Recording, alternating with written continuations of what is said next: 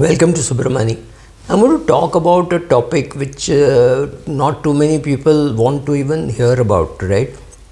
It's called long-term care. I could have said long-term care insurance, but there is very little, there is no long-term care insurance in India. And it is definitely not going to be available for people even my age. Maybe if you're if you're in your 20s, maybe there is some chance that long-term care insurance will be available. So for most Indians who are above the age of 50, long-term care will have to be self-funded. Long-term care, there is not enough videos even in the US. There are not enough articles talking about it.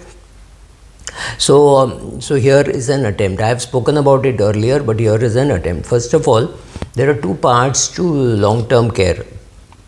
One is the finance aspect and one is the physical aspect. Just because you have money, it doesn't mean it is going to get done. You need to take some strategic steps for it. The statistics in the US is not very encouraging. About 70%, yes, you heard it right, 70% of the people above the age of 65 need long-term care, right? Somebody has to give them long-term care. So the assumption is in India the number would be more or less same. However, we don't have enough statistics because of two things. Because we still have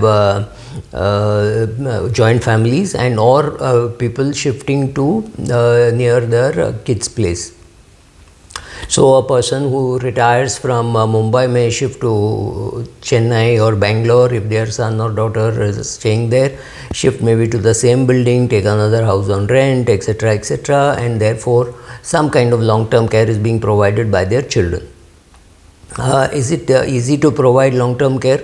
I can only go by my family history, what happened in most cases. My uncles, my aunts, my father, all of them got long-term care, but largely 80% or 75% provided by their spouse and other 30% provided by their children, and or maybe 20% by their children and 10% to paid help. One uncle of mine needed 10 years of being taken care of because he had developed Alzheimer's. He was bedridden. So he needed a lot of help, but my aunt was alive, active, and she could look after him, but yes, with some paid help. But he stayed at home most of the time. My father himself developed dementia for the last 3-4 years, but he did not get violent. Yes, he forgot some of the basic things, yes, but he could still eat his food. He did not turn violent, nothing like that happened. He could take care of himself, he could take bath, he could do everything. He was not bedridden. He did not have any problems other than dementia. And so he could carry on most of his day-to-day activities, even shaving and taking bath and things like that. Yes, we had a helper, but 90% of the care or 70% of the care would have been provided by my mother and my sister. My contribution would have been minimum, and it was self-funded. My father had enough money to provide for it himself. What am I planning to do? I don't know. Obviously, it will be self-funded. Money is not the problem, and I don't think my spouse is going to be able to physically look after my needs, especially if I develop dementia. There is of course a with dementia and a without dementia kind of a thing. I also think people with one child or two children should not expect their children to take care of them. It is going to be physically impossible. My daughter is, let's say my daughter is in New Zealand or Australia or America or wherever. Will she be able to come down for every small sneeze that I have or every cough that I do?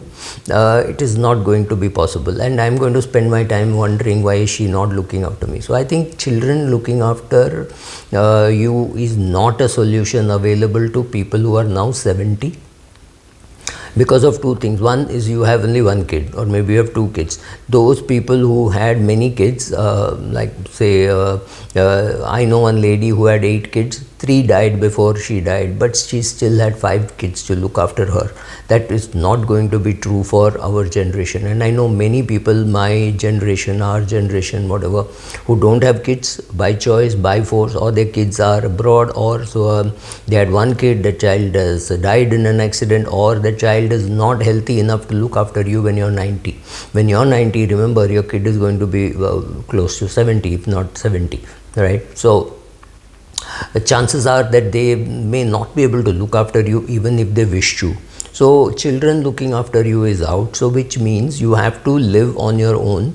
You have to create an environment where you have young servants willing to look after you, and you willing to look after their needs, right? Their needs could be paying their children's school fees, or buying them a second-hand laptop or something like that. Anything that you think that you can do to help teach them basic finance, teach them basic English, teach them math, whatever you want to do for them. What you're doing for them is not a favor, it is a loan given to them, which is going to come back to you many times over, right? The power of compounding is going to work there also. So you have to now look at staying at home maybe till you're 70, 72. When I'm addressing the older person in the couple. Normally we know that the husband would be 5 years older than the wife, could be younger, could also be, I know cases where the wife is older than the man. All these things happen, but I'm assuming for a minute that you will be the man is the older person. So when I say when a man turns 70, I'm assuming that his wife is 65.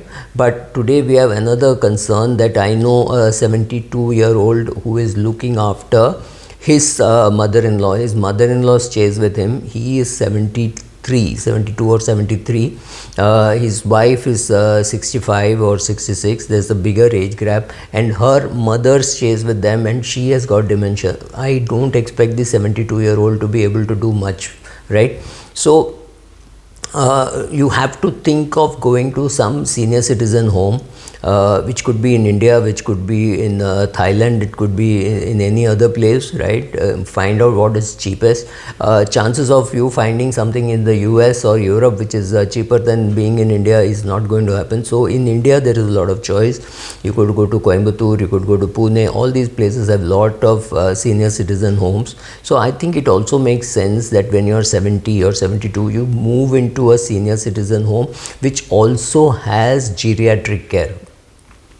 When I say this, I mean that when you're 70, go there, make friends. Maybe you need geriatric care when you're 85, but in 15 years you have to build a good community, because wherever you're staying, let's say you're in Bombay, maybe you're in Chembur, Ghatkopar, Vadala, Santa Cruz, any of those places, you're going to have neighbors. Yeah, they're going to be good, they're going to be fun, fantastic. But when you're 85, your friends would be dead or gone from that place, and their kids may not vibe so well with you.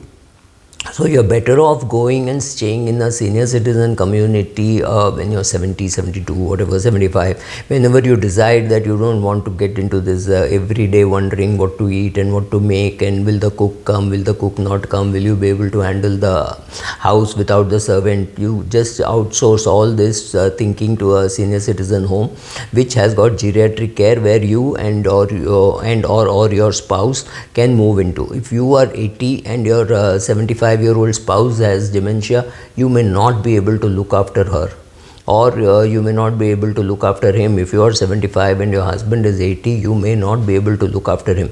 So this thing of saying I will do everything is not going to work. Outsource everything that is possible to outsource. You need somebody to change his clothes, you need somebody to shave him, you need somebody to bathe him. Outsource everything, because as time flies, as time increases, you will realize that the physical work is taking its toll, and you're unable to do any kind of emotional hand holding. So just stick to emotional hand holding and outsource everything else. That's the way how it's going to work for me, or that's what I think it is going to work for me. With dementia, obviously the challenges will be more. Without dementia also there will be challenges, because remembering which medicine you took, which you have to take, and what is happening. So the question is how complicated your life is. If you got blood pressure, sugar, etc., the good news is you may not live too long. If you don't have any of these things and you are in good health and good shape, you may still have dementia, and that will require care. It may require, you may be bedridden maybe for 2 months, 3 months, 6 months. You need to be prepared for that. Financially, I think it's easier to be prepared. Physically and emotionally, socially, will you be prepared? I do think good senior citizen homes and geriatric care is available. You will have to make that move. You can't hope to sit in a city like Mumbai and find geriatric care. There is Dr. Anita who is available. I think she operates from Kurla. But is enough geriatric care available even in a city like Mumbai? Answer is no. You will have to go and help create or seek, whether it is in Pune, Jaipur, Coimbatore, wherever. Some of these places it may be available, and in some places you may be able to create it, because if you're younger, maybe you're 55, 60, it may be a good business opportunity for you. So look at all that. For me, it's going to work this way, is what I think. Of course, happier to die much before I need geriatric care, but you never know what life holds for you. Thank you.